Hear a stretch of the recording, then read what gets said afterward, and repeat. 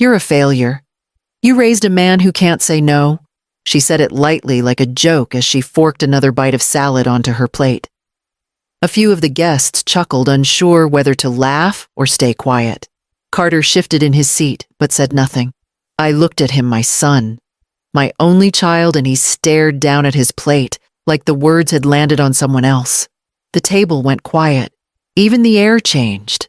I could hear the grandfather clock ticking from the hallway, and the way the ceiling fan hummed like it had something to say, but didn't dare interrupt. I didn't move. I reached for my cup of coffee, still warm, and took a long sip. That was the only sound I made. Lacey didn't notice. Or maybe she did, and didn't care. She went right on talking about how Carter had agreed too quickly to pay for Ava's dance recital costumes. About how it was so hard to run a business when your husband gives away your margins. Another little laugh. Another flash of teeth. She was performing, and I was the punchline. Carter finally glanced up, but only for a second. No defense. No apology. Just enough to register that I hadn't left the table. I kept my hands in my lap, fingers calm. Years ago, I would have snapped. Not anymore. I've learned the weight of silence, how heavy it can be when used right, how it makes people wonder what you're thinking. I let that weight hang in the air like the smell of garlic bread she didn't make. It was my food, my wine, my table, and somehow I was still the one being erased. So I smiled, just slightly, and I watched her refill her glass, the same card she used to buy groceries last week, linked to an account she didn't know I still checked. The moment passed. They moved on, but I didn't. I never do. I just file things away. That night, I went back home and opened the folder. The folder is brown old and slightly warped at the edges, one of those accordion files I used back when I managed school budgets. I slid it out from the bottom drawer of my desk, the one no one touches but me, and opened it on the kitchen table. I didn't need to look inside to know what was there. Still I did. 14 mortgage payments, $1,800 each, transferred automatically on the 15th of every month. It started when Carter lost his job, laid off in that last round of cuts from the logistics firm. He hadn't even told me until a month later. I only found out when the bank sent a late notice, and I asked him about it directly. He looked embarrassed, and I felt the way I always do when he's in pain, like it was mine too. So I offered help. Quietly. No lecture. No, you should have told me sooner. Just a transfer, and then another. Eventually, I set up autopay and told him, "You'll catch up when you can." That was over a year ago. My name's still on the deed. Not because I want it, because the bank insisted when they couldn't get a good enough rate without a cosigner. That was back when they bought the house, before Lacey's business took off, before she started telling friends she was self-made. I co-signed her credit card, too. Carter asked if I would said it was just to help her build a little credit, nothing big. I signed the form at the kitchen counter, then made dinner like it didn't mean anything. But I see the statements. Every month. I know the difference between office expenses and spa packages. I haven't been to one of their dinner parties in months. I only found out they'd hosted a New Year's gathering when I saw Ava's photo online. I wasn't invited. No call, no mention. Just a picture of my granddaughter in a sparkly dress, standing under the same string lights I once helped Carter hang. The receipts don't lie, but their silence costs more. I flipped to the next tab in the folder and found the credit statements. That Sunday dinner had started like most of them did lately, with a text, not an invitation. Dinner at 6. Ava wants you to come. That was how Lacey phrased it, like it was a favor to the child, not to me. I brought a bottle of wine, something decent, not too expensive. I even tied a little ribbon around the neck of it. Lacey barely glanced at it when I handed it over. Carter didn't look at all. The house was full friends from Lacey's networking group, a couple of people I didn't recognize. I smiled, said hello, and waited for someone to offer me a seat. No one did. There was one chair left at the far end next to the patio door. The cushion was missing. I noticed it because I'd sewn those covers myself last fall, and this one was just bare wood. I sat down without saying a word. Lacey poured the wine I brought and raised her glass without acknowledging where it came from. She toasted to her new home office, said her business finally felt legit now that she had a separate space to take Zoom calls. Someone clapped. Someone else laughed and asked what color she'd painted the walls. Desert rose, she said proudly. It's the kind of shade people take seriously. I nodded politely. Sounds lovely. She looked at me, then all smile and syrup. You probably never got to work from home. Marcina. Guess they didn't have those kinds of perks back in your day. There was a pause just long enough for the insult to land. I waited for Carter to jump in to soften it to say something. But he just picked up his fork and kept eating, like nothing had happened. I let the moment pass. I didn't argue. I didn't defend my years in the school system managing chaos and children and tight state budgets with grace and grit. I just folded the napkin on my lap a little tighter, and then I watched her tap her phone to pay for the groceries linked to the card I co-signed. I couldn't sleep that night. I lay in bed, staring at the ceiling fan, listening to its slow, uneven rhythm, and replayed Lacey's voice over and over. You probably never got to work from home. The way she said it like I had never amounted to much. Like the decades I spent waking up at 5:30 running schools on pennies, raising a child alone that all meant nothing. At 2:12 a.m., I got out of bed, wrapped a blanket around my shoulders, and went to the kitchen. I didn't turn on the light. Just opened the drawer, pulled out the folder, and sat down with it at the table. The paper felt heavy in my hands like it had absorbed everything I hadn't said out loud. I flipped to the first section. Mortgage payments. 14 months, $1,800 each. It was automatic, now taken out of my account like clockwork. Not once had they offered to take it back over. Not once had they said thank you. Next tab. Credit card activity. I had co-signed for Lacey's business expenses thinking it would be small. Necessary. A laptop, maybe some packaging supplies. But the statements told a different story. Spa days. Designer heels. Subscription boxes for skincare and high-end coffee blends. $700 total. I paused over a charge from 3 weeks ago, 2 nights in a boutique hotel. It was the same weekend Ava had stayed with me. Couples retreat, Lacey had texted. Thanks again for watching her. I hadn't known I was also footing the bill. I made a list on the back of an old envelope. Dates, amounts, totals.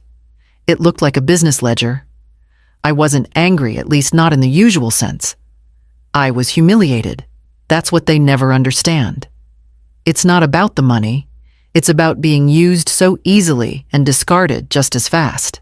At 8:05 the next morning, I dialed my attorney. Her assistant picked up on the third ring and said she'd call me back by noon. By then, I had already pulled the deed from the safe and placed it neatly beside my coffee mug. I hadn't meant to hear it. I had stopped by their house to drop off a casserole, an old habit I hadn't quite broken, even though it felt more and more like a favor than a gesture of love. Ava had mentioned they were out running errands, so I figured I'd leave it on the porch and go. But the front door was cracked open, not wide, just enough for voices to slip through. Carter was on the phone. I could hear him clearly from the walkway. We'll ask Mom to cover the reception deposit. She owes us for everything she's put us through. There was a pause. He laughed. What's another couple grand to her?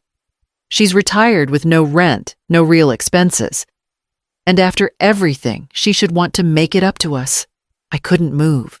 My hands stayed wrapped around the foil pan heat, pressing through the towel beneath it.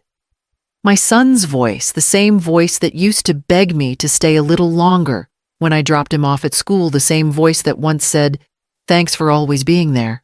Mom now sounded like someone calculating a payout. I didn't wait to hear more. I turned around, set the casserole gently on the porch, and walked back to the car without knocking. Inside, I sat for a long time with my hands on the steering wheel, not turning the key, not driving, just breathing, just realizing. They didn't see me as a mother anymore, not as someone who gave or sacrificed or built a foundation they were standing on. They saw me as an open tab, a resource, a favor they were owed. That word owed echoed louder than anything else. I had given, and somehow I was still the debt. The trembling started in my fingertips. It moved up my arms, not from fear, but from the clarity that comes right before a boundary is drawn. That night, I reviewed my will again and slid Ava's name higher on the beneficiary list.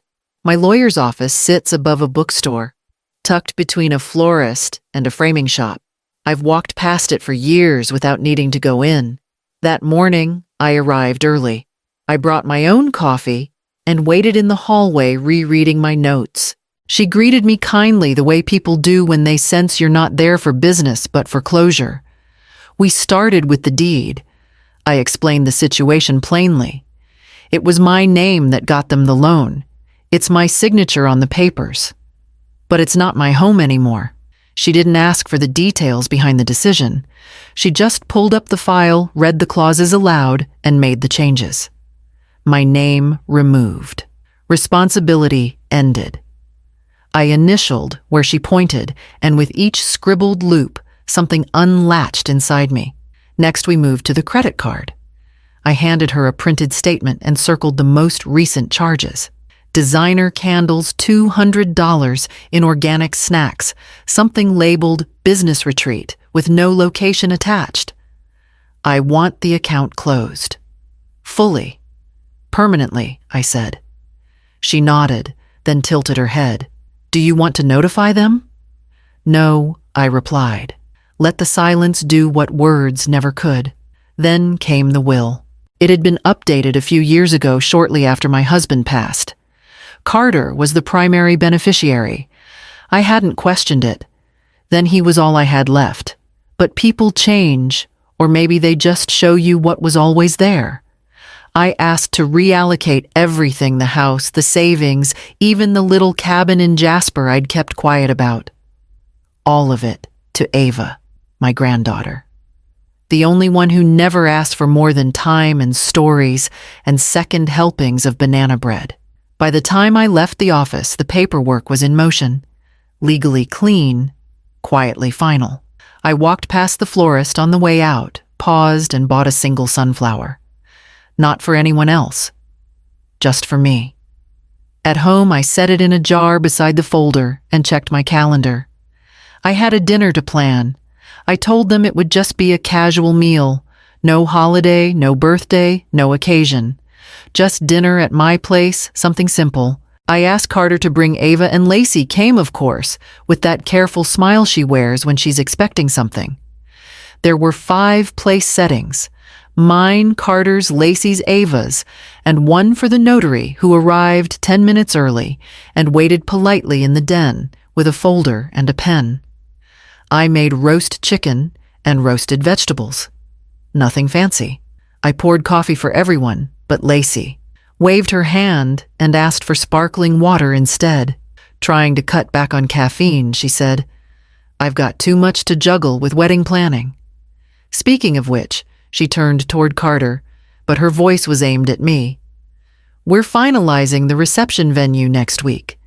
They need the deposit soon, so we were hoping you could cover it, Marcina. Just the deposit.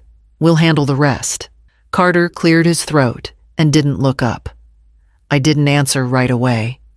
I stood, walked to the counter, and picked up the folder I had placed there earlier. It was the same one I'd reviewed in silence for months, the pages inside now clean, organized, and signed. When I set it on the table in front of Lacey, she blinked. Slowly, as if the shape of it confused her. "What's this?" she asked. I sat back down and folded my hands. "These are updates, financial ones, legal ones. I thought it was time we all got clear on who's paying for what."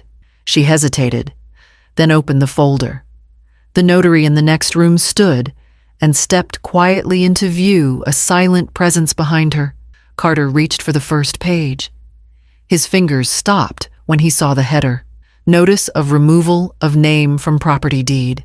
Lacey looked up at me, eyes narrowing. I looked at Ava, then back at them. I figured if I'm such a failure, you'd want to handle things yourselves. And then I turned to the notary and said, "We're ready to sign." Lacey flipped through the papers with that forced calm she always used when she knew people were watching. She stopped on a statement from 2 months ago, 612, at a luxury spa. Her name in the memo line. My signature on the payment authorization. "You called me a failure," I said quietly. "But the spa, the sofa, the flights, who do you think paid for all that?"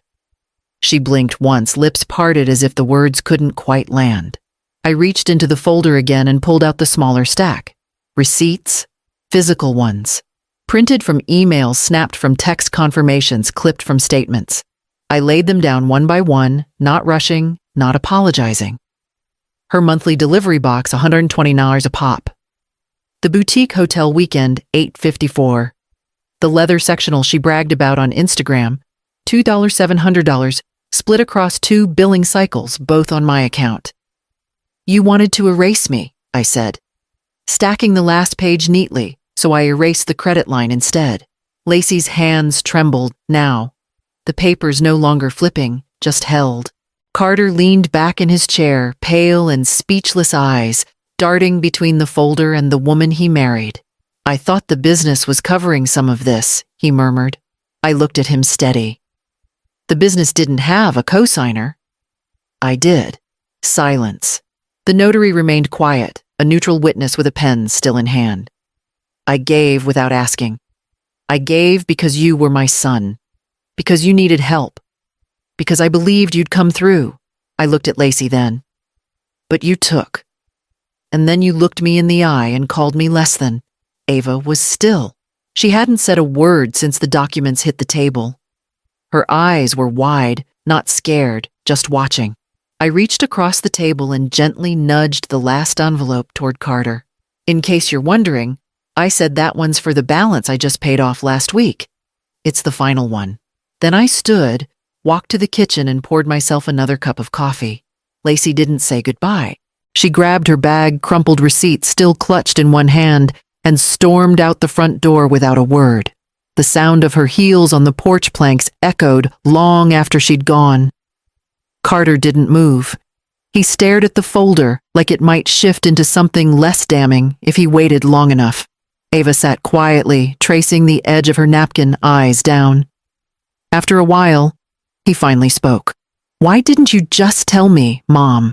His voice wasn't angry, just tired, confused, and maybe underneath it all, ashamed. I looked at him for a long moment. My son, my boy who once wrote me hand-drawn coupons for hugs and washed dishes without being asked.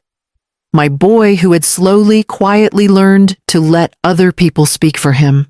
"I raised you to know the difference between help and dependence," I said, my voice level. "You chose not to learn." He nodded slightly, as if he already knew that truth, but had hoped I wouldn't say it out loud. "I never wanted the money to matter," he murmured. "It didn't," I said, "until you let her weaponize it." Ava stood, then walked over and slipped her hand into mine. I gave it a gentle squeeze. Carter looked at both of us, then rose and reached for the folder. I didn't stop him. He tucked it under his arm like something heavy, like something earned too late. Then he looked at me once more, waiting. I didn't have anything else to give, not that night, not in words. I walked him to the door, held it open, and watched him step out into the dark. He paused on the steps. I didn't. I closed the door softly behind him, then turned the lock. In the quiet that followed, Ava and I returned to the table. 2 chairs remained. I moved the extra place setting aside and slid her plate closer. 2 months later, I sit on my porch with a mug of coffee in hand, watching the breeze ripple through the trees that line my backyard. The air is quieter now. No phone calls asking for help. No texts filled with half-truths and casual entitlement. Just the rustle of leaves, the creak of my old rocking chair, and the steady beat of peace. Ava comes every Wednesday after school. She lets herself in, kicks off her shoes at the door, and tells me about her day while eating whatever I've pulled together for dinner. She doesn't ask for much, just time. Her laughter fills the spaces that used to ache. I had the deed to the cabin in Jasper updated last week. It's in both our names now, mine and hers. She doesn't know yet. I'll tell her when she's older, when she's ready. For now, it's enough to know she'll have something that can't be taken or twisted into a burden. The folder sits on my bookshelf in the study, its edges worn, but its contents untouched since that night.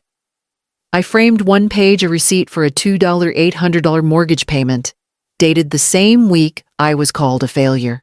It hangs beside my old staff photo from the school. Just a small reminder that sometimes the people who do the most are the ones least expected to speak up. Carter hasn't come by. He sends updates now and then, short messages that say more in what's missing than in what's written. Lacey hasn't reached out at all. And I've stopped waiting for either of them to understand. I've built a different kind of life now. One not measured in approval or roles I was expected to fill. Not a mother who funds or a woman who stays quiet. Just myself. Fully. Finally. The mail arrives late afternoon. I step off the porch, still holding my coffee, and open the box. Among the envelopes is a card in Ava's handwriting. I smile, press it to my chest, and walk back inside.